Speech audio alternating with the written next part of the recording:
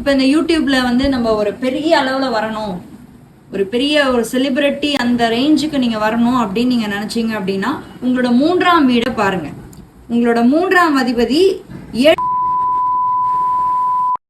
3ஆம் இடம். அப்போ வந்து 10ஆம் இடம்ன்றது கரியருக்கு வரும்போது அவங்க பேச்சால தான் அதிக பணம் சம்பாதிப்பாங்கன்றது வந்து இண்டிகேட் பண்ணுது. ஸோ தேர்ட்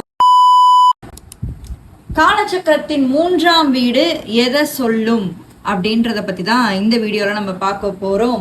3ஆம் வீடு மிதுன ராசியை குறிக்கக்கூடிய வீடு. ஏன்னா நம்ம ஆல்ரெடி வந்து பாத்தீங்கன்னா மேஷ ராசியை பார்த்துட்டோம், ரிஷப ராசி என்னன்றதை பார்த்துட்டோம், காலச்சக்கரத்துக்கு ரிஷப ராசி. இப்ப அதோட தொடர்ச்சியா வந்து 3ஆவது ராசியாக மிதுன ராசியோட சூட்சமங்கள், அதோடைய ரகசியங்கள்லாம் என்ன அப்படின்றது தான் இந்த காணொலியில் நம்ம பார்க்க போறோம். ஸோ இந்த காணொலிக்குள்ள நம்ம போறதுக்கு முன்னாடி நம்மளோட சேனலை இன்னும் நீங்க சப்ஸ்கிரைப் பண்ணாம இருந்தீங்கன்னா சப்ஸ்கிரைப் பண்ணி வச்சுக்கோங்க மக்களே. ஏன் அப்படி சொல்றேன் அப்படின்னு பாத்தீங்கன்னா நம்மளோட சேனல்ல தான் எக்ஸ்க்ளூசிவா நிறைய ஜோதிட வீடியோக்கள் எல்லாம் வந்துகிட்டே இருக்கு தொடர்ச்சியா. ஸோ சப்ஸ்கிரைப் பண்ணி வச்சுக்கிட்டீங்கன்னா நீங்க நிறைய ரகசியங்கள், ஜோதிட ஞானத்தை வந்து அடையலாம். என்ன தொடர்பு கொள்ளணும்னு நினைச்சீங்க அப்படின்னா மேல இருக்கக்கூடிய வாட்ஸ்அப் நம்பருக்கு என்ன நீங்க தொடர்பு கொள்ளுங்க, சரிங்களா? ஸோ இப்போ வந்து காலபுருஷ தத்துவப்படி பார்த்தீங்கன்னா லக்னம் அப்படின்றது முதல் வீடு. நம்ம ஆல்ரெடி வீடியோ போட்டாச்சு, வீடியோ பார்க்காதவங்க போய் பார்த்துட்டு வாங்க.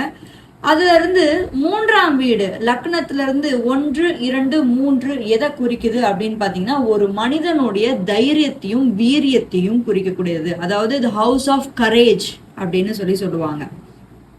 இது வந்து அவனுடைய அறிவுத்திறன், இன்டெலிஜென்சி, எந்த அளவுக்கு அவர் இன்டெலிஜென்ட்டா இருப்பாரு, சாதுரியமா யோசிக்க தெரியுமா, ஒரு விஷயம் அவங்களுக்கு கொடுக்குறாங்க அப்படின்னா அந்த விஷயத்துல இருந்து அவங்களால சீக்கிரமா எவ்வளவு தூரம் துல்லியமா யோசிக்கிறாங்க, எவ்வளவு தூரம் ரொம்ப ஆழமா யோசிக்கிறாங்க, அவங்க சிந்தனை திறன் எப்படி இருக்கும், மன தைரியம் எப்படி இருக்கும் அப்படின்னு சொல்லக்கூடியது 3ஆவது வீடு. வேகத்தை குறிக்கும், துணிச்சலை குறிக்கும், நண்பர்கள் வட்டாரம், அதாவது தொடர்புகள் அப்படின்னு சொல்லலாம். ஏன்னா லக்னம் அப்படின்றது உங்களை குறிக்கோங்க, சரிங்களா? லக்னத்துல இருந்து 2ஆம் வீடு வந்து உங்களோட குடும்பத்தை குறிக்கும். லக்னத்துல இருந்து 3ஆம் வீடு அப்படின்றது வந்து உங்களோட சோசியல் நெட்வொர்க்கிங் சர்க்கிள், அதாவது உங்களுடைய தொடர்புகள், நட்பு வட்டாரங்கள், அப்புறம் உங்க பக்கம் வீட்டுல இருக்கவங்க, உங்க பக்கத்து வீட்டுல இருக்கவங்க எப்படி இருப்பாங்க, நீங்க எந்த மாதிரி வீட்டுல இருப்பீங்க அப்படின்றதையுமே வந்து இந்த வந்து 3ஆம் வீடு குறிக்கும், அதாவது உங்களோட நெய்பர்ஸ். அதுக்கப்புறம் சிறு தூர பயணங்கள், ஷார்ட் டிஸ்டன்ஸ் டிராவலிங், உங்களோட சிறு தூர பயணங்களை வந்து குறிக்கக்கூடியது இந்த 3ஆம் வீடு. அதுக்கப்புறம் இயல், இசை, நாடகம், நாடகத்துறையில நீங்க வந்து வரணுமா, டிராமா ஆர்டிஸ்டா நீங்க பெரிய அளவுல வரணுமா, இல்ல நீங்க சிங்கர் ஆகணுமா அப்படின்னா உங்களோட 3ஆம் வீடு ஜாதகத்துல 3ஆம் வீடை வச்சுதான் நம்ம வந்து கணக்கு போடுவோம். அதுக்கப்புறம் கவிதைகள், கட்டுரை எழுதுவது, பாடல்கள். சில பேரோட வாய்ஸ் பார்த்தீங்கன்னா ரொம்ப ஸ்வீட்டா இருக்கும், அவங்க வந்து சிங்கராலாம் இருக்க மாட்டாங்க, ஆனா சும்மா எப்பயாவது தான் பாடுவாங்க, பட் பாடணுன்னே அப்படியே உடனே அட்ராக்ட் ஆவாங்க அவங்க கிட்ட.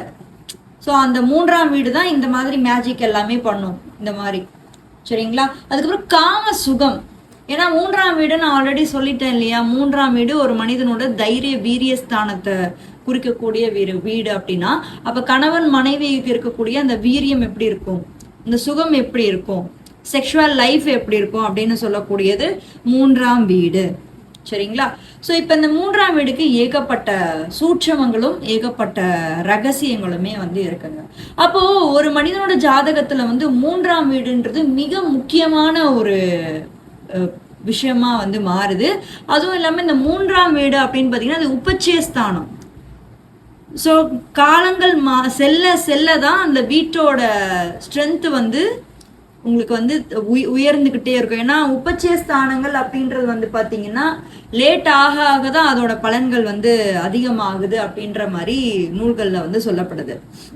அப்படி இருக்க பட்சத்துல இந்த 3ஆம் அதிபதி இப்ப வந்து இந்த ஜாதகத்தை எடுத்துப்போம். இந்த ஜாதகம் வந்து மேஷம், உங்களோட லக்னம் எதுவானா இருக்கலாங்க. இப்ப நான் வந்து ஒரு எக்ஸாம்பிளுக்கு வந்து மேஷம் வந்து இங்க லக்னமா நான் எடுத்திருக்கேன். இந்த மேஷத்துக்கு 3ஆம் வீடு எதுவா வருது, மிதுனம். இந்த மிதுனத்தோட அதிபதி யாரு, புதன் பகவான். அப்போ இந்த ஜாதகத்தை பொறுத்த வரைக்கும் புதன் வந்து 3ல வந்து பலமா இருக்காரு, ஆட்சியா இருக்காரு, இல்ல 6ஆம் இடத்துல வந்து அவர் ஆட்சியா இருக்காரு சரிங்களா? இந்த 3, 6 இந்த மாதிரி இடங்கள்ல வந்து அவர் ஆட்சி உச்சமா இருக்கும்போது சிறப்பான பலன்களை வந்து கொடுக்குறாரு. ஸோ இந்த 3ஆம் இடம் இது மட்டும்தான் அப்படின்னு பார்த்தீங்கன்னா இது மட்டும் கிடையாது. இப்போ இந்த புதன் வந்து ஒருவரோட ஜாதகத்துல வந்து பாத்தீங்கன்னா பேச்சுக்குரிய புதன் வந்து இட்ஸ் பிளானட் ஆஃப் கம்யூனிகேஷன் அப்படின்னு சொல்லுவோம். அப்போ 3ஆம் அதிபதி 5ஆம் இடத்துல இருந்தா, இல்ல 3ஆம் அதிபதி 7ஆம் இடத்துல இருந்தா, 3ஆம் அதிபதி 2ஆம் இடத்துல இருந்தா என்னென்ன பலன்கள்னா ஒவ்வொரு வீட்டுக்கும் ஒவ்வொரு பலன்களை வந்து அவர் வந்து கொடுக்குறாரு. அப்போ எழுத்தாளர்களா இருக்கிறதா இருக்கட்டும், பாடலாசிரியர்களா இருக்கட்டும், இந்த திரைத்துறையில இருக்கிறவங்க, டைரக்ஷன் பண்ணக்கூடியவங்க, இவங்களுக்கு எல்லாமே நீங்க பாத்தீங்கன்னா 3ஆம் வீட்டை தான் பார்க்கணும். அப்ப 3ஆம் அதிபதி 4ஆம் இடத்துலயோ இல்ல 5ஆம் இடத்துலயோ இருக்கும்போது சிறப்பான ஒரு பலன்களை வந்து அவர் கொடுக்குறாரு. அப்போ 3ஆம் வீட்டோட அதிபதி புதன் வந்து சிம்மத்துல இருக்காருன்னு வச்சுக்கோங்க. இங்க இருக்க புதன் 5ஆம் இடத்துல இருக்காரு அப்படின்னா அவங்களோட கிரியேட்டிவ் லெவல் வந்து அதிகமா இருக்கும். கற்பனை திறன் அண்ட் படைப்பாளிகளா இருப்பாங்க. சரிங்களா? இயக்குனர்களா இருக்கிறதுக்கு வந்து 90% வந்து இந்த புதன், அதாவது 3ஆம் அதிபதி 5ஆம் இடத்துல இருந்தா அவங்களுக்கு வந்து 90% ஆஃப் சான்ஸ் வந்து அவங்க சினி ஃபீல்ட்ல இருக்கிறதுக்கு வாய்ப்பு இருக்கு, கிரியேட்டிவ் ஃபீல்ட்ல. ஏன் அப்படின்னு நீங்க பாத்தீங்கன்னா சிம்மம் வந்து ஹவுஸ் ஆஃப் கிரியேட்டிவிட்டி. சரிங்களா? ஸோ படைப்பு. அப்போ இந்த டைரக்ஷனா இருக்கட்டும், பாடலா இருக்கட்டும், கட்டுரை எழுதுவது, இந்த மாதிரி விஷயங்கள் தான் எதுல வருது? ஏன்னா 3ஆம் இடம் அப்படின்றது வந்து கைகளை இண்டிகேட் பண்ணும். ஏன்னா புதன் அப்படின்னு வந்தாலே பாத்தீங்கன்னா ஒரு மனிதனோட தோள்பட்டை கைகள். சரிங்களா? புதனோட காரகத்துவத்துல வருது.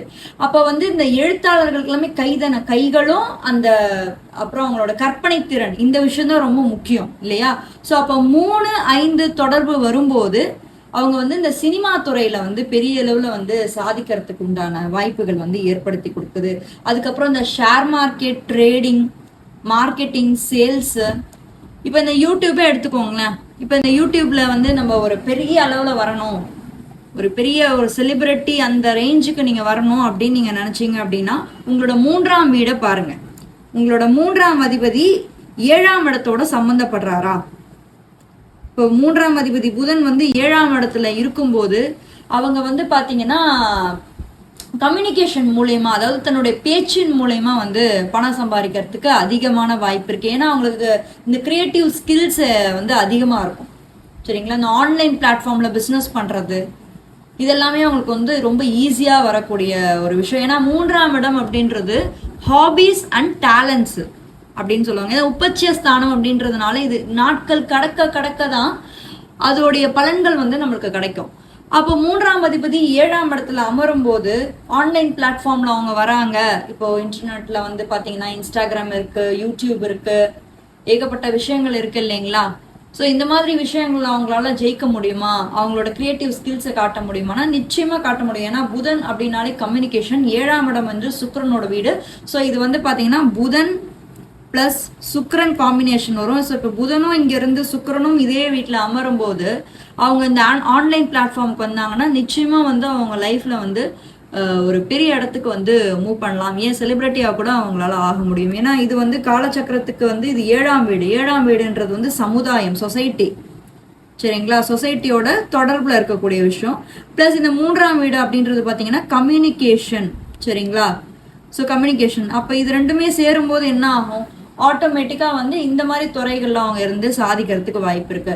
அதே மாதிரி 3ஆம் அதிபதி 10ஆம் இடத்துல இருக்கும்போது தன்னுடைய ப்ரொஃபஷன்ல வந்து பெரிய அளவுல வர்றதுக்கே வாய்ப்பு இருக்கு. சரிங்களா? ஒரு பெரிய பாடல் ஆசிரியரா வரலாம், பெரிய சிங்கர் ஆவாங்க. ஏன்னா 3ஆம் அதிபதி 10ஆம் இடம். 10ஆம் இடம்ன்றது கரியர் அண்ட் கர்மஸ்தானம் அப்படின்னு சொல்லி ஜோதிடத்துல சொல்றாங்க.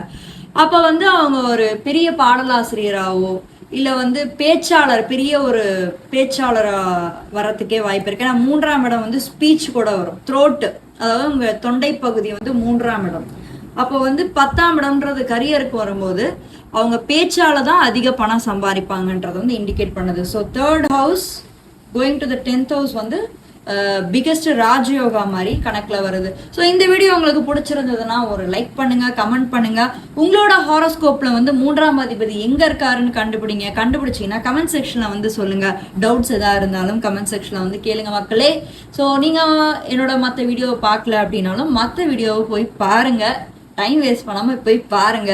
நிறைய நாலேஜை வளர்த்துக்கோங்க. ஏன் சொல்றேன்னா 3ஆம் இடம் அப்படின்றது நாலேஜை வளர்த்துக்க கூடிய ஒரு இடம், சரிங்களா? லேர்னிங்ஸ் அப்படின்னு சொல்லி 3ஆம் இடம் சொல்லுவாங்க. படிப்பு அப்படின்ற விஷயத்தையும் 3ஆம் இடத்தை சொல்லுவாங்க. புதன் அப்படின்னால நாலேஜ், படிப்பு இல்லையா?